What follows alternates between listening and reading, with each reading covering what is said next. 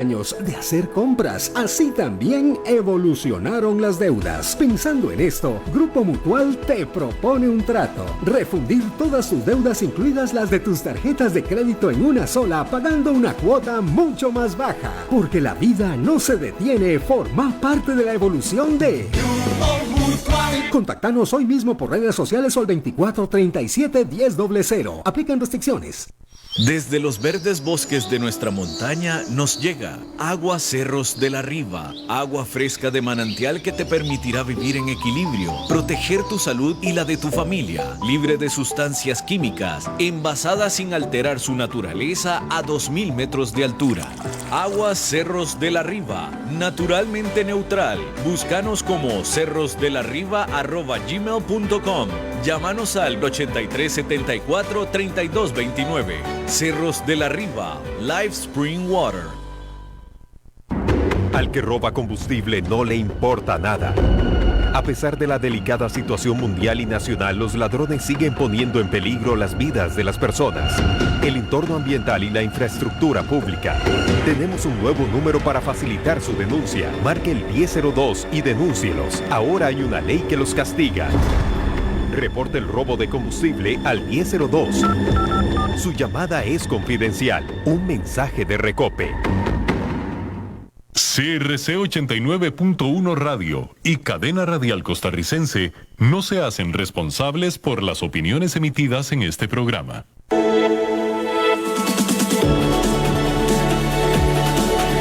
Inicia Innovus CRC, un programa en donde abordamos la gestión de la innovación como eje fundamental para el desarrollo, utilizando herramientas para la generación de fuentes de ventajas competitivas. Con Jack Torres Leandro, aquí por CRC 89.1 Radio.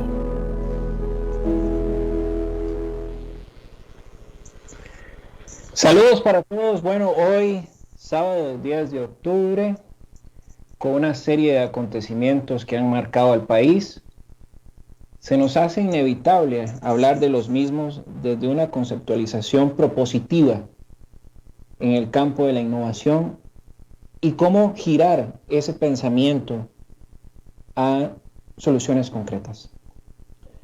Pero hoy tenemos un programa que ha sido pensado precisamente para eso: soluciones en el campo social.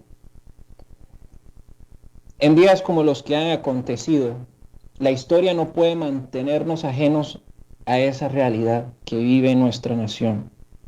No podemos hacernos de la vista gorda, pensando que una economía depende de uno o de otro. Depende de todos para salir adelante. Sin embargo, cuando miramos las noticias de los diferentes medios de comunicación y escuchamos a pensadores ilustrados en diferentes áreas del conocimiento, que valga la redundancia, los mismos de siempre, reflexiono y me cuestiono: ¿será acaso que la voz de unos cuantos pueda anteponerse ante la voluntad de muchos, dejando por fuera los principios que se encuentran enmarcados en nuestra Constitución política?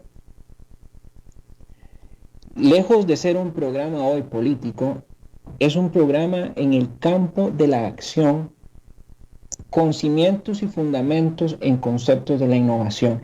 Pero todavía me cuesta mucho trabajo crear un paradigma cognitivo en el que un texto haya pasado de moda y que necesita actualizarse. Y estoy hablando de la Constitución política. Y rememoro el artículo 1 que dice: Costa Rica es una república democrática, libre e independiente. ¿Será acaso que hemos perdido lo que conlleva y significan esas 8 palabras? En mi opinión, un rotundo sí. De repente, vemos como algunos señalan: es culpa de uno, es culpa de otro, es culpa de aquel, es culpa de este. Lo que pasa en nuestro país es culpa de todos nosotros. ¿Y por qué lo digo con esta vehemencia? Porque vemos cómo la gente defiende su propio feudo. Se preocupan por una visión pero no la visión común. Y la que debiera estar sobre la mesa en todo tipo de conversación es Costa Rica. Es muy sencillo criticar, pero plantear soluciones o materializarlas desde otra perspectiva nos sigue atormentando como nación. En virtud que pareciera que estamos en medio de un vaso de agua, dando círculos en el mismo y pegando contra el propio cristal. Y aquí es donde quisiera traer a consideración y que conversáramos con gente que nos pueda ampliar ese criterio y esa perspectiva. No son los mismos de siempre, pero son una voz respetable en este país. Y con ello, traer a colación un concepto súper necesario: la justicia social como marco para la reactivación económica. Y aquí haré un breve recorrido. El concepto de justicia bien lo exponía Santo Tomás de Aquino, teólogo y filósofo del siglo XIII, italiano, por cierto. En una de sus majestuosas obras llamada La Suma Teológica, y la refería como la virtud por la cual una persona dirige sus acciones hacia el bien común, apuntando claramente a la rectitud de la voluntad, no solo por su propio bien, sino por las interacciones con los demás. Pero también en esta misma línea de pensamiento, recordemos a Aristóteles, que tenía en su referente a Platón, y el cual desarrolló el concepto de la justicia en una de sus mejores obras, quizás por mucho, la opinión propia de su servidor, Ética Nicomaquea, reconociendo un componente de la justicia, la cual la denominaba la justicia distributiva. Dicho componente lo quisiera subrayar en el marco que invitaba a cada uno dar lo que corresponde, es decir, en proporción a su contribución a la sociedad, sus necesidades e inclusive sus propios méritos personales. Llegado a este momento, aquí es donde exhorto a la reflexión. ¿Tiramos literalmente el trabajo de nuestros antecesores por egos? ¿O haremos un paso al frente para aprender del pasado y lo que nos acontece hoy en un verdadero sentimiento de conciencia plena para caminar hacia el futuro? Y acá es donde la innovación sigue teniendo un papel preponderante para avanzar, y por eso este viaje de la innovación. En función del modelo de los 5 factores, o como bien se llama en psicología, el inventario de los 5 grandes, donde nos pone al frente de un espejo y nos cuestiona, ¿realmente tenemos conciencia de quiénes somos como país? En economía, las personas y las empresas, que son los que mueven el flujo circular económico, enfrentan disyuntivas. Y bien lo decía el psicólogo Jordan Peterson, al afirmar que aquellas personas llamadas como innovadores y revolucionarios tienden a tener rasgos de apertura, responsabilidad y de amabilidad. Los innovadores tienden a ser abiertos, capaces, de visualizar aquello que otros no pueden ver, y sobre todo trazar esa ruta para alcanzar el puerto de destino. Con ello, necesariamente deben estar dispuestos a desafiar sus propias preconcepciones de la realidad. Aquello que nos ata, nos tiene anclados en el pasado o cualquier otra dimensión que usted le quiera poner, pero lejos de la realidad que nos acontece. En muchos casos, la historia ha identificado a aquellos que se han quedado en el camino porque han sido tachados como soñadores. Pero al menos pueden decir con propiedad: lo intenté y no sucedió. Este programa no busca que usted lo intente. Para ello hemos traído a 2 personas que nos van a motivar con acciones claras para que intentemos y sigamos adelante sin importar las veces que sean. Consecuentemente, en algunos casos los innovadores pueden tender a ser tildados como desagradables. Y no quiero establecer con esto un estereotipo o una preconcepción ya de una persona o de una figura. Al contrario, quisiera que los logremos situar como seres humanos dispuestos a asumir riesgos sociales, a hacer cosas que tal vez causarán la desaprobación de los otros por el bien de los demás. Como seres humanos, y aquí Ortega y Gasset no mentían, necesitamos en todo aquello que se haga la aprobación de las masas, y nos preguntamos, ¿pero por qué necesitamos la aprobación de las masas? Y en el momento en que buscamos la aprobación del otro y sopesamos esto en función de nuestras convicciones, dejamos de fomentar el pensamiento transformador. Y en el tanto renunciemos a él, simple y sencillamente se quedará a la voluntad de lo convencional. Aquí es donde la gallina pone el huevo, señoras y señores. Si tiene una idea nueva, rompedora de todo esquema que nos ate al pasado, no puede anteponer los sentimientos de los demás o el famoso ¿qué dirán? Porque ahí usted ya está perdiendo. Bien lo decía el dramaturgo George Bernard Shaw: el hombre razonable se adapta al mundo. El irrazonable insiste en que el mundo se adapte a él. Y esta es una de las convicciones que busca la innovación: democratizarla por el bien común. Bueno, y aquí es donde vamos a entrar al tema de hoy: la justicia social para la reactivación económica. En primera instancia, quisiera darle la bienvenida a quien a partir de hoy será su casa, a una persona que ha trabajado por el bien común, se ha formado en temas extra profesionales como lo es el judo y el jiu-jitsu. También es entrenador para la provincia de Limón en Juegos Nacionales. No le quisiera decir el cinturón que tiene porque hasta que da miedo, pero no debería darnos miedo. Más bien, una persona como él más bien nos puede brindar enseñanzas, muchas enseñanzas, y agradecemos la oportunidad que esté aquí desde ahora. Es economista. Es economista de una maestría en economía con énfasis en banca y gestión de riesgos, pero también tiene otra maestría en dirección de empresas con énfasis en banca y finanzas. Es experto en mercado de valores.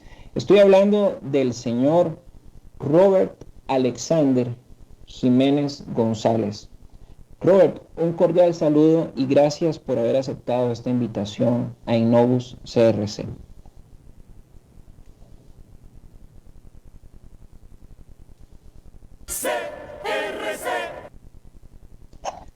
Bien, parece que tenemos un detalle técnico por ahí. Vamos a ver si podemos ir con ¿Me escuchan, don Jack? Ahora sí, ya lo escuchamos, don Robert. ¿Qué tal? La tecnología no nos gana. La innovación personal, sí. Bienvenido a su programa Innovus CRC 89.1. ¿Cómo está? ¿Qué tal? Muchísimas gracias, don Jack. Agradecido, primero con usted para permitir este espacio, ¿verdad? Para debatir posiciones diferentes, ¿verdad? Nuevas alternativas ante esta realidad nacional.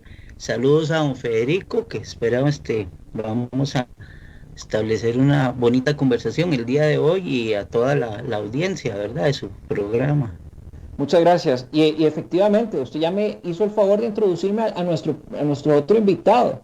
Traemos al doctor Federico Lee, es director de la Escuela de las Ciencias de la Administración de la UNED y es el director ejecutivo de CIREC aquí en Costa Rica, el cual él quisiera que nos lo explique, pero también es una persona que lo conocemos y hemos visto y entendido sus batallas y resume muy bien esto, por el bien común.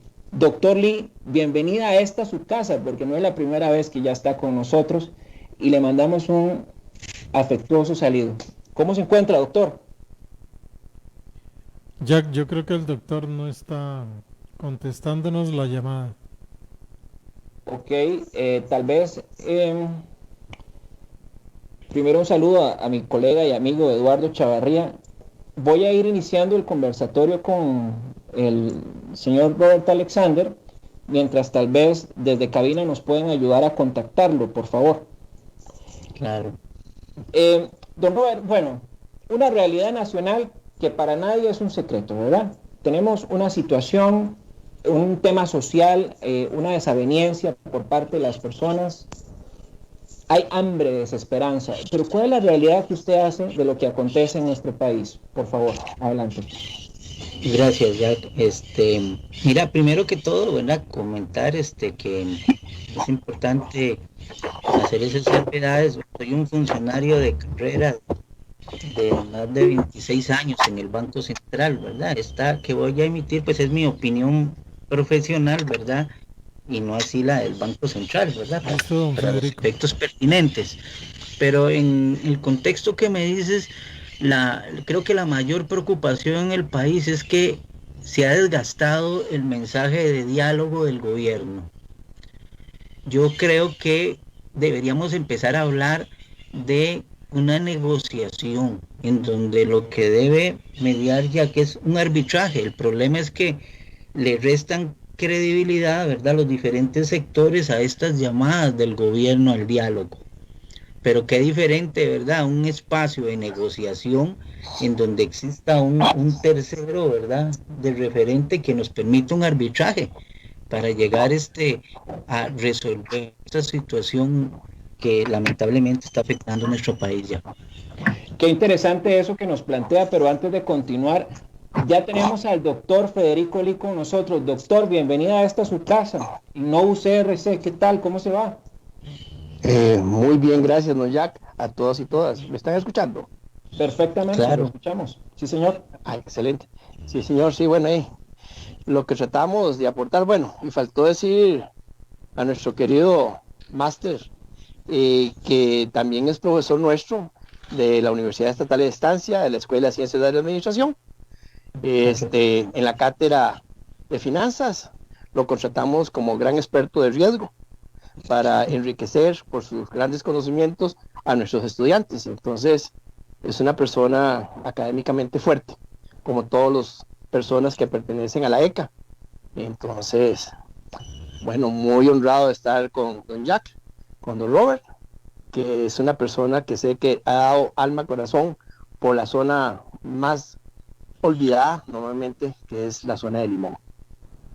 Muy bien, doctor, y muchas gracias. Y efectivamente, y en esa realidad que nos decía ahorita don Robert sobre lo que está sucediendo en el país, ¿cuál es la lectura que don Robert nos dice?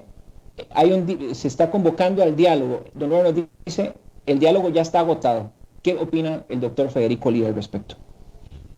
Bueno, comparto en parte, no. El diálogo nunca se agota cuando está ya en una guerra o en una revolución.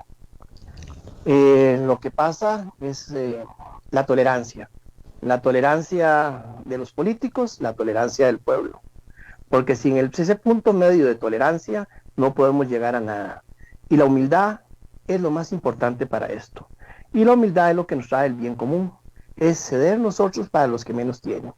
Y desgraciadamente los últimos gobiernos, tal vez 4 gobiernos, de los cuales 2 anteriores yo soy partidario, no así partidario de la manera como han desarrollado el país, porque tenemos un propósito común los partidarios de cada partido, propósito común como se desarrolló Costa Rica desde los años después de la Segunda República, con un bipartidismo, uno de economía de centro derecha y otro de economía de centro izquierda. Últimamente hemos visto como la neoeconomía, la economía liberal, ni siquiera yo le llamaría economía liberal, la economía de 12 transnacionales que manejan el mundo, vienen a influir en lo que ha sido, que luego lo veremos, cómo Costa Rica ha dejado de hacer un desarrollo equitativo, proporcional en los territorios, cómo ya antes que teníamos el menor índice de Gini en Latinoamérica, somos el que tenemos el peor índice de Gini, cómo la pobreza a los últimos 20 años se ha sostenido o aumentado. Eso es increíble en un país tan pequeño. ¿Cómo hemos ido perdiendo? ¿Por qué?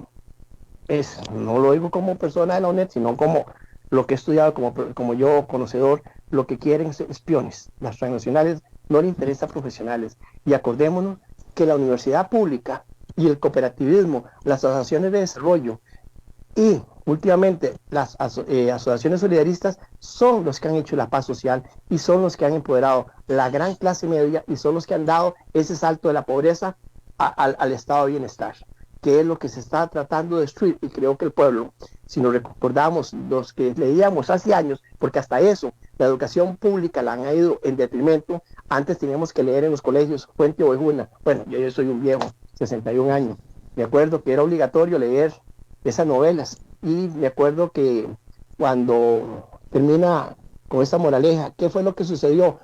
Nadie lo sabemos, fue Fuente Ovejuna el que lo hizo, y qué peligroso es cuando Fuente Ovejuna sale y toma conciencia, porque al que mataron, Fuente Ovejuna, ojalá que no se dé eso, fue a la persona que estaba oprimiendo al pueblo.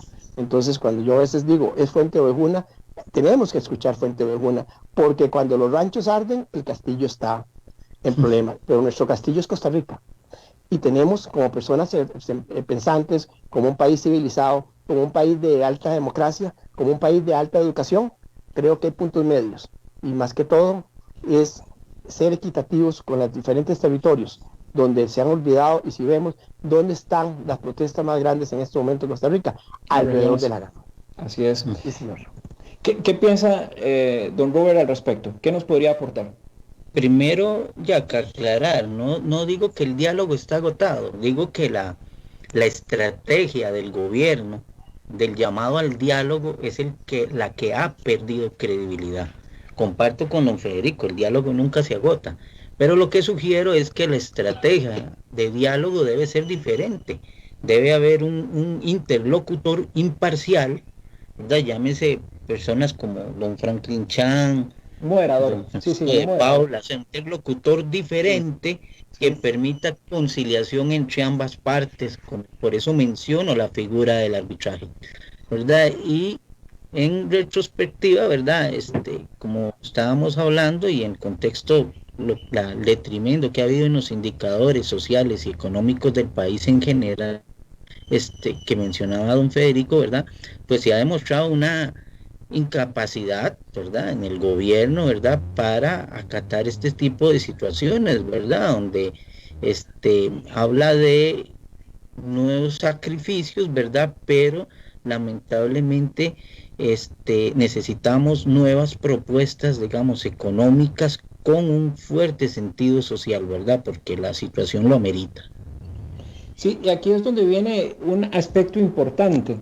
¿Cuál es ese aspecto? Cuando usted se pone a analizar los datos y ve que el 24.4% del desempleo en su momento comunicado a la población por parte del gobierno, y de ese 24.4, el 66% no habían avanzado en su educación básica, y bien lo exponen don Federico, y usted hace un complemento interesante. La mayor parte de las quejas están fuera del GAM, y entonces aquí viene un aspecto a considerar. Ha llegado el momento para Costa Rica de la reconfiguración de esas cadenas de valor, de esas microindustrias que pueden ir surgiendo o que están instaladas, pero ¿cuáles podrían ser esos vehículos que se podrían prácticamente implementar para revertir ese efecto de una baja escolaridad y baja intensidad de conocimiento, que nos apremia más todavía la poca capacidad adquisitiva de las personas para integrarse en la sociedad de una manera activa? Don Federico, por favor.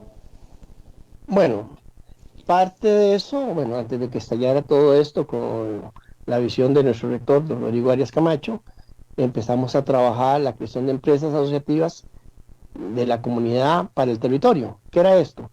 La UNED, como tiene sus sedes universitarias, más de 37, más las subsedes, más las fincas de investigación, estamos en los territorios de menor índice de desarrollo municipal o de humano, de ODS, de lo que usted quiera medirlo, estamos ahí. Entonces, nosotros conocedores de que las personas que se gradúan en la UNED, el 80% de los estudiantes de la UNED son becados. El 50% de esos tienen beca, yo diría el AAA, porque hasta se les paga ahora el internet, se les ayuda en todo, se les da los libros, todo. Pero resulta que los graduamos, es que es una cuestión coyuntural, don Jack y don Robert.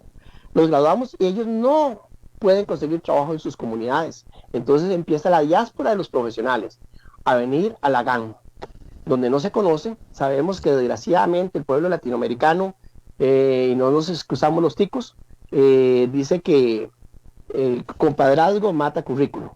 Entonces, una persona desconocida que viene, son muy pocos los que pueden darse a conocer, son muy pocos los contratados, son muy pocos los que tienen, aparte de eso, las habilidades blandas son diferentes. Por eso tratamos desde la ECA darle a nuestros estudiantes de todas las regiones habilidades blandas para ir equiparando. Pero bueno, ¿qué es lo que pensaría?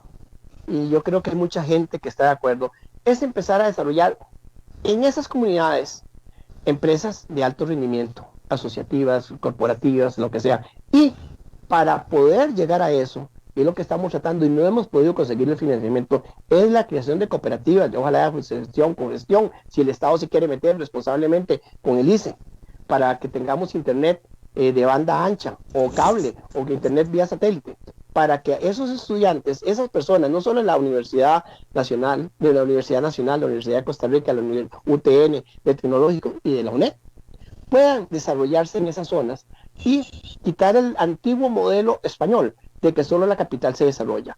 En el tanto y en el cuanto le empecemos a dar oportunidad a esos profesionales que están frustrados porque no consiguen trabajo por medio de alta tecnología, crear cooperativas. Bueno, yo soy muy cooperativizado, puede ser una pymes, pero yo considero que el Estado no va a invertir millones para dárselo a una sola persona, sino para que un grupo de personas donde democraticemos las finanzas. Y la verdadera democracia da el bien común da el bienestar, y el bienestar da la paz social. Entonces, con esa manera, creo que podemos empezar, pero claro, todo no puede ser a corto plazo, porque los cortoplacistas siempre tomamos muy malas decisiones. Tiene que ser a mediano, corto y a largo plazo, con un verdadero plan. Pero ¿qué sucede en Costa Rica? Me estoy excediendo, ya lo veo. Que llega un presidente, cambia, y aunque sea de su mismo partido, echa a perder. Qué costumbre de nosotros, del ser humano, de no valorar, de no ser humildes, de ver qué dejó este antiguo presidente. Lo digo porque con Oscar Arias, la UNED, su servidor, desarrollamos ProJoven. Quedó Laura Chinchilla, lo quitó, todo lo que habíamos avanzado, la UNED 4 años, y puso Avancemos. Y bueno, le costó, cuando mejoró, llegó el señor Solís y lo quitó. ¿Y a quién perjudicamos? ¿A las arcas? ¿A lo que decimos ahora? Que muy probablemente don Robert nos va a hablar de eso. Botamos todo lo invertido, volvemos a gastar cosas del dinero del pueblo, todo lo que habíamos avanzado se echó a perder, y el pueblo, la desilusión. Eso es como decirle a un niño, yo todavía me siento niño, cuando alguien me ofrece algo, yo me quedo esperándolo, y cuando no lo recibo, siento un gran dolor. Yo, tal vez, adulto, usted, el otro, como decía Ortega y Gasset, yo, tú, él y nosotros, somos los responsables de esto. Así es. Entonces, tomando la idea, eso que le estoy diciendo, esa desilusión que tiene el pueblo, es lo que estamos viendo en la calle. ¿Por qué? Porque gobierno tras gobierno votan lo que hemos hecho. Entonces deberíamos de hacer conciencia con los políticos de turno. Digo de turno porque pasan, se van, y hay técnicos que siempre siguen. Me pregunto cuántos presidentes ejecutivos ha tenido Robert. N cantidad. Usted, como que trabaja en el ICE, ¿cuántos directores ejecutivos ha tenido el ICE? ¿Y cuántas políticas han echado a votar? En cambio, normalmente las universidades llevamos algo, por eso es que muchas veces se siguen esos modelos y tratamos de ayudar a la sociedad, pero las políticas no lo quitan. Entonces, si ya vemos, hay un mal que ya le hemos estado señalando, la no continuidad de las buenas políticas públicas que hace un gobierno. Y reconozcámoslo, puede ser comunista, agitador, neoliberal, pero si eso está siendo bueno para el pueblo, no lo quitemos. Ese es el primer punto en donde empezamos con la Costa Rica. Me da un minuto más, don Jack, por favor. Claro. Costa Rica hasta los años 30, 48, 40 era un país paupérrimo, casi o igual a Haití. Con las políticas de la nueva república se empodera la educación pública de calidad, que es la que quieren destruir últimamente. Los últimos 20 años han querido destruirla. Se hace el cooperativismo, se hace las asociaciones socialistas, y no fue el Partido de Liberación Nacional, sino el PUSH, el nacional, el republicano. Todos dieron el bien común. ¿Por qué? Porque todos teníamos hambre. Pero ¿qué pasa? El ser humano, lo comentaba con una persona muy especial temprano, que cuando ya nos vemos bien, se nos olvida que no tenemos hambre.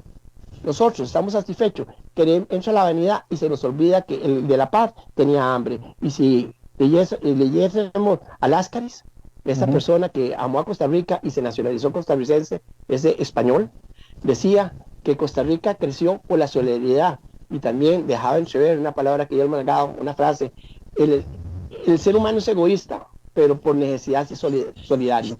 Resulta que ya Costa Rica dejó de ser ese país pobre, y entonces estamos llegando a la ciclicidad. Algunos ya son muy ricos, antes todos éramos muy pobres, y entonces son los que quieren oprimir o los que toman decisiones. Y vemos, para dejarle aquí la dividiendo en la mesa servida, por qué ningún gobierno, el último gobierno, han querido meterle mano a la ilusión, a la evasión, al IVA, que sea el 13% que lo coja el Estado, y luego diga cada empresario, yo también he tenido empresas, bueno, esta compra la dice esto y esto. ¿Y por qué no le metemos impuesto o una tasa impositiva a las transacciones de los cambios de divisas del exterior? Llámese la que sea. Que no estamos afectando la clase media, la clase pobre y la rica, estamos afectando. Y ahí van a salir a la luz lavado, narcotráfico, que está infiltrado en a todo nivel, como lo vemos. Entonces, esto es coyuntural.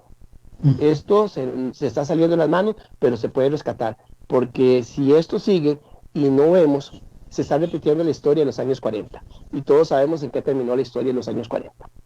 Pero por lo menos habían personas próceres, mismo Calderón Guardia, mismo Mora, José Figueres, el padre Núñez, que fue el que concertó, que pudimos llegar a un acuerdo después de la revolución, que por dicho no murieron muchas personas, pero murieron, y se llegó a la Costa Rica ahora. Pero vea lo peligroso que estamos, un detonante. Mejor me callo porque sigo hablando. No se preocupe, sin duda alguna y aquí quiero hilvanar con un segundo paso. Hablamos de la creación y el impulso de los territorios en cuanto a capacidades y recursos se refieren, para que no haya esa diáspora hacia el GAM y más bien concentrar estrategias regionales. Pero aquí le pregunto a don Robert. Don Robert, la capacidad de adaptación de las empresas instaladas para poder asumir o contratar pequeñas cadenas de valor que les sirvan los insumos, la materia prima, pero también, ¿por qué no pensar, como nos está invitando el doctor Lee, a convertir polos de atracción regionales, en el tanto de que se pueda mantener en dichas regiones climas empresariales estables, y con ello hacer la ruta para que haya una inversión extranjera directa, lejos de crear ventajas artificiales, ¿verdad? Porque si no, eso son cortinas de humo. Pero más allá de esto es basados en subsidios en el tanto de incentivos fiscales, aquellas empresas que tengan una proyección tecnológica y de desarrollo, que inviten a potenciar esos recursos humanos, que se les, por así decirlo, se les dé una gracia de 3 o 4 años en temas de incentivos fiscales, y con esto puedan crecer. Ruta 1 que le expongo, ruta 2, de repente, ¿por qué el gobierno no puede invertir y capitalizar y comprar algunas acciones de algunas empresas que tienen esa visión y esa ruta trazada, y que pueda establecer los amortiguadores económicos que hoy carecemos, pensando en que esto que sucedió hoy, indudablemente en algún momento de la historia nuestros hijos, nuestros nietos, bisnietos lo van a vivir, ¿no? Pero aquí es donde tenemos que prepararnos para estar hacia ese futuro, y que no volvamos a vivir lo que nosotros vivimos hoy. ¿Qué piensa Robert Alexander? Mira, escuchando lo que decía don Federico y lo que estás mencionando, a mí los principales y así, haciéndolo muy grandes números, digamos, aquí el problema es cómo se ha partido el pastel. La distribución de la riqueza ha rodeado aquí en el contexto de todo lo que hemos hablado. O sea, el país crece, hemos pasado a un sector terciario de servicios, se ha traído inversión extranjera, había turismo, pero ¿qué pasó con esa riqueza? O sea, el pastel no se ha repartido equitativamente. Citar ejemplos también en otros países latinoamericanos. México es un país incuestionable que crece, pero la distribución de la riqueza es paupérrima, ¿verdad? Aquí, en ese contexto, nosotros vemos una propuesta en esta que fue tanta discusión con el préstamo del fondo, donde nos dicen que van a vender empresas públicas, algo de lo que estoy totalmente en desacuerdo. Más bien, yo los invito a pensar un poco en nuevos híbridos, ya que en donde podamos pensar yo sugiero una figura como cooperativas públicas. ¿Por qué no concesionamos FANAL? ¿Por qué no concesionamos Capdeva? ¿Por qué no concesionamos este tipo? Y muchas están precisamente en lugares tan abandonados como los puertos, ¿verdad? Concesionarlo a sus empleados, ¿verdad? Con lo cual yo vislumbro una figura en la cual no solo, se van a cubrir una parte por concesión, ¿verdad? De devolución al Estado como préstamo, ¿no? Pero además vamos a garantizar que esa riqueza va a estar distribuida entre los empleados, que a la vez es el pueblo, ¿no? Y no vamos a aumentar el desempleo, porque muy bonito, ¿verdad? Privaticemos. Ve el caso chileno, fue un fracaso. Ahora están repartiendo hasta el RO porque habían privatizado y le daban un título para pensión a la gente y ahora tienen que aprobar este tipo de modificaciones. No vislumbro como razonable esa privatización, esa inestabilidad para los empleados de estas empresas con los cuales me solidarizo, y tampoco lo que vamos a hacer es aumentar el desempleo, y con la venta de eso no vamos a resolver el fondo del problema que más adelante discutiremos. Sí, y aquí es donde uno se pone a pensar, ¿verdad? ¿Qué es lo que nos está haciendo falta para esa mirada al futuro? El doctor Lee decía, bueno, la educación, la parte técnica. ¿Por qué no desde las bases técnicas promover el emprendedurismo y también la creación de cooperativas de autogestión? Y bien lo decíamos ahora, alguno de los dos lo mencionó, Costa Rica es una maquila, el doctor lo ponía lo dimensionó muy bien, somos peones. ¿Por qué no podemos ser productores realmente, pero productores con capital 100% costarricense, que nos la podamos crear? Y aquí quiero que ya vayamos, porque estamos en la punta de la conversación, rutas de reactivación. Doctor Lee, rutas de reactivación claras y consistentes. ¿Hacia dónde podemos caminar? Yo sé que lo ha dicho usted, pero puntualicémoslo mejor, por favor. Bueno, no es fácil, pero se puede decir. Bueno, en la administración, yo como administrador, sé y utilizamos y enseñamos a nuestros estudiantes a nivel de diplomado lo que es el benchmarking. El benchmarking es copiar las mejores prácticas. Curiosamente, Costa Rica había copiado un modelo alemán de la Internacional Socialista, que era el Partido de Liberación Nacional, y la Socialdemocracia, que era el Socialdemocrática, o sea, el SPD y el PDC alemán. Igual había copiado para desarrollar el país lo que dice don Robert, las cooperativas públicas, no, esas se llaman las cooperativas de cogestión, que hoy en día quedan muy pocas, en donde el Estado era partícipe. Por ejemplo, cogió Copesa, la rescató, la puso, y una vez cuando estuvo se la dejó a Copesa. Copesa junto con Dos Pinos son las empresas más fuertes de toda Latinoamérica, de toda Centroamérica y el Caribe, son las que mayor exportan más que las transnacionales, y es capital netamente costarricense, por eso no las podemos creer. Entonces, ¿por qué vamos a vender FANAL? El FANAL debería de darse en congestión, se la puede dar en congestión a las cooperativas, a las asociaciones solidaristas, que son los entes más fuertes, que tienen el mejor sistema de gestión, que se ha dado. Oye, sabemos que las asociaciones de desarrollo son muy buenas. Perdón, don Federico, y podríamos darle participaciones como en los fondos al Estado, que con esa forma se vería retribuido parte de su problema fiscal. Correcto, al ser cogestión, un porcentaje de las excedentes o las ganancias de esa cooperativa le entran al Estado directamente. ¿Y por qué no? Hacemos una ley, y yo estoy de acuerdo, bueno, estas de cogestión que el Estado pone, el capital social, en millones, va a tributar, no afectando las anteriores, porque le estamos dando una ventaja diferente, no va a ser para impuestos. O sea, hacemos una tipo diferenciado.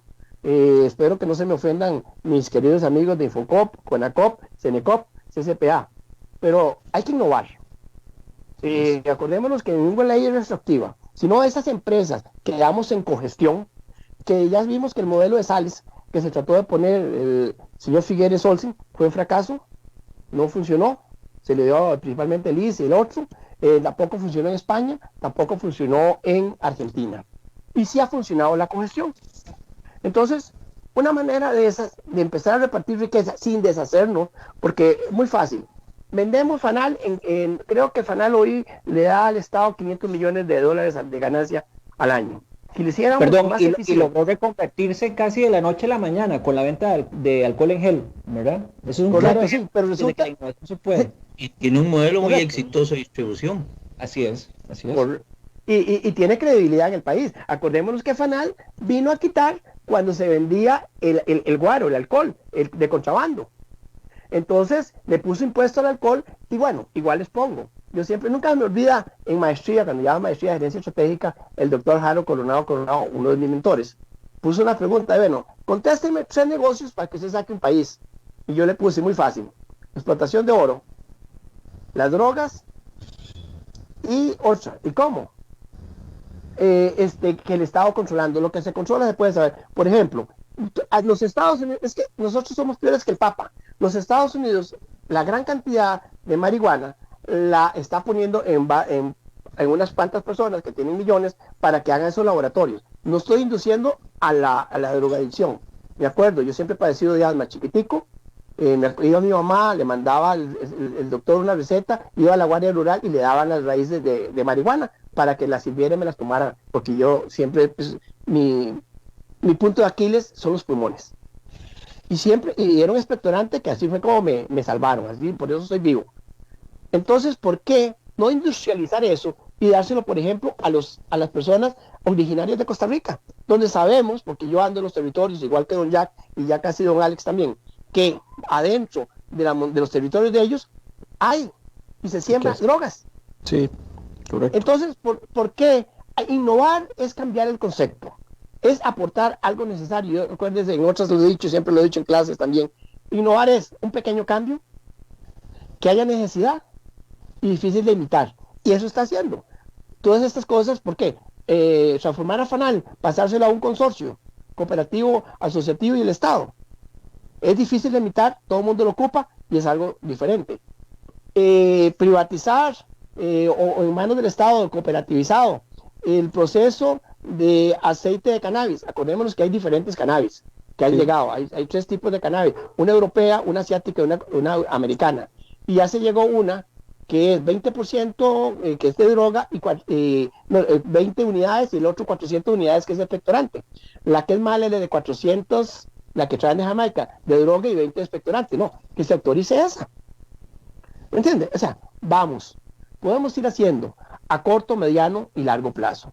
Estamos en la disyuntiva. Ve a Evo Morales, vaya o no vaya con las ideas de él, legalizó el cultivo de la coca porque algo ancestral se podía hacer, mejoró la economía del país, porque se pueden hacer otras cosas. Yo tomo té de coca, el té de coca se vende en Sudamérica y no por eso soy drogadicto, ni me coge drogadicción. ¿Por qué? Porque la coca es, como otras cosas, que cogen un componente activo muy pequeño y lo van concentrando.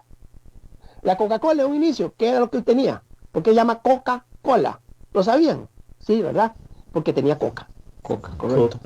Coca, Coca. sí, Entonces, Pero vea qué interesante, porque usted nos está ahí hablando de un modelo de investigación, desarrollo e innovación, ¿verdad?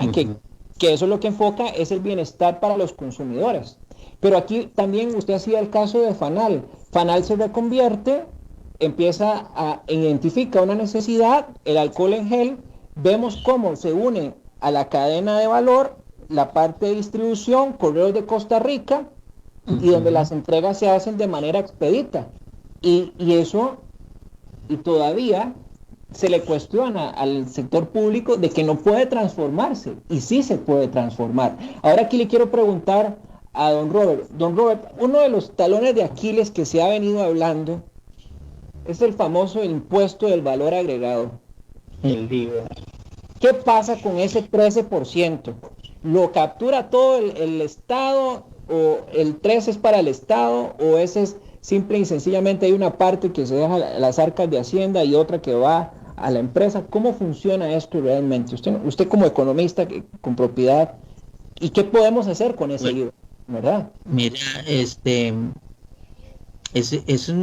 hablaba ahora don Federico acertadamente de soluciones de mediano largo plazo, pero esto es una solución que tiene en las manos el gobierno, la tiene en las manos y te voy a decir por qué, digamos, una posible solución, porque resulta que yo le pregunto a mis colegas, amigos también, yo les pregunto, usted asume cuando hace una compra en el supermercado que usted le cobran un 13%, a la mayoría nos lo cobran, ¿no? Correcto. Usted asume que ese 13% está siendo depositado en las arcas del Estado. Todos tenemos ese supuesto. Pues permítame decirle que no es cierto. Resulta que hay un principio que es captar en la fuente. O sea, yo recojo el impuesto en la fuente. Así es. Pues resulta que todos los dineros, o sea, cuando usted hace la compra, digamos, eso se deposita la entidad bancaria en la cuenta del propietario, el empresario, ¿verdad? Pero resulta que ellos le cobran impuestos, pero solo retienen el 5,31%. O sea, estamos hablando que un 7 y pico, como lo digo ahí, 7,9, 7,7, pongámosle así, el 777, como decía Cantinflas, se queda ahí. ¿Qué pasa con ese 7,77? Bueno, en principio pasa algo que llamamos nosotros el jineteo. O sea, quiere decir que esos recursos para que lleguen a las arcas del Estado pasa hasta que se hace la declaración. Estamos hablando que pasa un mes. Ya solo un mes, ¿cuánto se gana intereses, verdad? Por mantener esos capitales. Pero amén a eso, no es que ese 7,7 se lo depositan, sino que el IVA, como un mecanismo, a mi juicio, mal implementado, hacen una declaración, justifican compras y al final a mí me gustaría que el ministro de Hacienda y el gobierno salga y nos diga, para poderlo contrarrestar con la información que publican, ¿verdad? Ingresos del gobierno, donde podamos ver exactamente cuánto es el monto que traslada el sistema financiero por 5,31, ¿verdad? Para compararlo o contrarrestarlo con lo que nos dice que fue el ingreso del impuesto de ventas. Y yo creo que con esa información nos vamos a asustar muchos. Y si yo corregiría eso, que se capte en la fuente el 13%. Y si usted necesita, porque el argumento que he escuchado en contra me dicen, pero los créditos fiscales, y no, bueno, vamos a explicar esos créditos fiscales, van a tener que explicar las compras, y yo le aseguro que muchos no tienen interés en demostrar realmente esas compras. Esto es un ataque directo a la evasión con resultados de aplicación inmediata, no requiere ni decreto, es una directriz de tributación directa. O sea, se tiene el Poder Ejecutivo, tiene todas las herramientas para hacerlo. Tiene todo, y de aplicación inmediata. Me gustaría que nos cuenten ellos por qué no se hace así, por qué no se capta, por ejemplo, cuando usted tiene, aunque ahora tal vez es un poco duro decirlo, pero si usted tiene un certificado, tiene un ahorrito, imponen un certificado, a usted inmediatamente la captación de ese impuesto de la renta de intereses es inmediato. De una vez, como decimos, se capa en la fuente ese y el banco lo deposita o la entidad financiera lo deposita en Hacienda, en las cuentas de Hacienda. Bueno, y con ello no necesitaríamos pedir préstamos, ¿verdad? No necesitaríamos, en primera instancia, no necesitaríamos. Mis estimaciones me dirían que puede ser sorprendente lo que nos encontremos. Y perdón a ambos, don Robert y don Jack, y acordémonos que no hemos tocado esto. Cobrar un viaje o cobrar un puesto del 0.3%, no a las transacciones, sino a las transacciones en divisas. Y ahí nos daríamos cuenta porque, curiosamente, yo veo tantos edificios abandonados de varios pisos en todo lado. Eso sabemos que Panamá y todo, eso es evasión. O es, ¿cómo se llama? Perdón, no es evasión. Bueno, parte de evasión es legitimación de capitales. Entonces, cada vez que un exportador o yo compro dólares, compro inmediatamente, si yo voy a comprar por Amazon, que tengo dinero, pues pagaré por comprar esa divisa 0.3%. ¿Por qué no lo hacen? Y no al pueblo, a Medellín, ¿qué es lo que quiere hacerse? Sí, que la tasa Tobin en su concepto, don Federico, perdón que le interrumpa, viera que el otro día me decía un amigo del transporte público, me dice que el extranjero, que en la tasa Tobin surgió como usted lo menciona, a las transacciones internacionales. En parte de Sudamérica se intentó hacer en las transacciones locales y fue un fracaso, ha sido un fracaso. Y resulta que más va contra la bancarización, va a destruir el concepto de bancarización. La gente va a preferir tener efectivo. Y lo peor es que tienen, o sea, qué genio hay en las finanzas públicas, porque tienen que tener un genio que dice que aquí sí va a funcionar cuando no funciona en otro lado. Vea qué apreciación más simple, pero dicen que la verdad del pueblo, ¿verdad? Es pues increíble, ¿verdad? La sabiduría que hay. Y con ese comentario que me hizo, ahí me dejó con la boca callada. Yo quisiera aportar a esta conversación, a esto que ustedes están diciendo, que es interesante. Si bien hay un tema económico, pero hablemoslo de un tema de innovación y de tecnologías emergentes. Va a desincentivar naturalmente el uso de la tecnología, porque ya la gente no va a querer, y lo que hemos visto y hemos venido observando en esta transición de los modelos de negocio, el éxito de la sostenibilidad de muchas empresas en cualquier sector ha sido el uso de la tecnología para fomentar el intercambio de bienes y servicios, es decir, el comercio. Vean, aquí el tiempo se va que uno ni siquiera se da cuenta, y don Federico lo sabe, y bueno, y don Robert que nos acompaña por primera vez, esperando que no sea la última. Ya nos quedan 3 minutos. ¿Quería aclarar algo? Sí, señor. Okay, sí, aclarar nada más una cuestión, que acordemos que yo lo que dije, hablé sobre la tasa Tobin, o sea, no el error de cobrar la transacción hacia adentro, sino de los cambios de divisas. Eso, porque normalmente el pueblo no necesita divisas, el pueblo no hace trasiegos de más de $10,000, el pueblo, bueno, ni de $1,000. Entonces, no sé, para que estemos de acuerdo, eso es lo que estoy diciendo, es grabar a esa nacionalización o a esa exportación de divisas. Muy bien, correcto, ahora no hay un problema. Ahora viene un tema y les voy a dar 1 minuto a cada uno de algo que en principio fue creado, pero no hemos vuelto a escuchar. Banca para el desarrollo. ¿Dónde está Banca para el Desarrollo? Don Robert, empecemos con usted en 1 minuto y nos da su concepción, 30 segundos de lo que está ahora y hacia dónde se podría ir en otros 30 segundos. Esto es sintetizando, así, para que la gente le quede claro. No es rápido posible, sino para que la gente le quede claro esas ideas, porque a veces cuando ampliamos se nos diluyen las ideas, sino concreto, por favor. Gracias. Trato de ser lo más concreto posible, mi estimado Jack. El concepto de banca para el desarrollo, a mi juicio, por los estudios, viene de un concepto del Venture Capital. Tuve la oportunidad en su momento de comentar con un funcionario de la agencia en los Estados Unidos que desarrolló este principio. Básicamente, pensemos en esto. ¿Cuánto vale una idea? Y ahí hay una anécdota que yo menciono. Me tocó en su momento hacer una encuesta sobre banca para el desarrollo con el sector indígena en Talamanca. Y cuando les preguntaba, pero ¿por qué no lo usan? Si tienen todo, ¿verdad? El montón de capital, era el peaje bancario. Pues la respuesta fue muy simple. Todos los bancos nos piden garantía. Ustedes saben que el territorio, la reserva es territorio de todos, o sea, ninguno de ellos tiene título de propiedad, entonces no tienen garantía. ¡Qué vacilón! Entonces yo pienso, el concepto como tal debe cambiarse. No puede estar en manos de la banca, tiene que estar en una institución. Y el principio de la banca para el desarrollo debería decir, yo pago por una idea.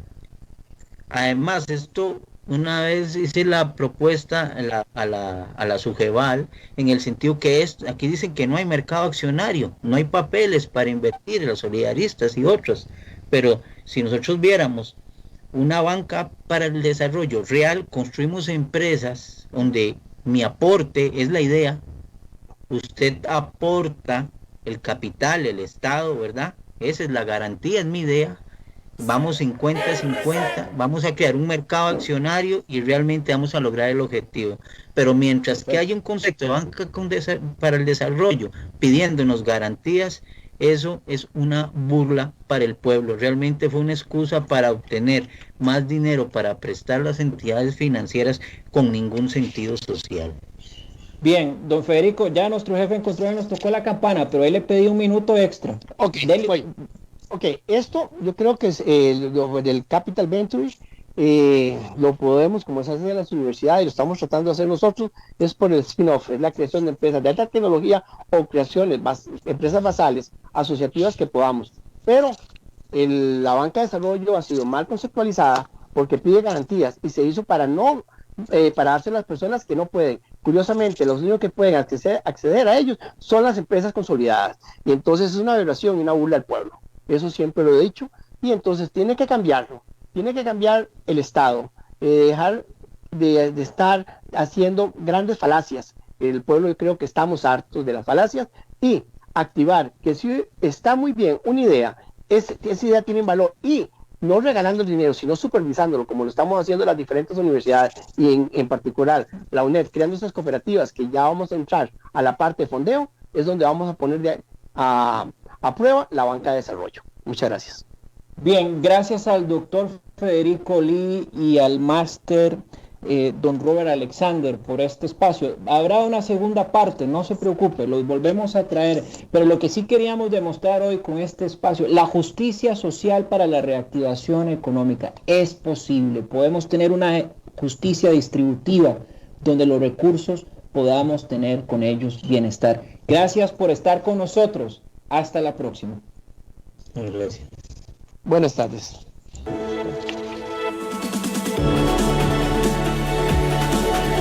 Finaliza Innovus CRC, un programa en donde abordamos la gestión de la innovación como eje fundamental para el desarrollo, utilizando herramientas para la generación de fuentes de ventajas competitivas. Con Jack Torres Leandro, te esperamos los sábados de 3 a 4 de la tarde, aquí por CRC 89.1 Radio.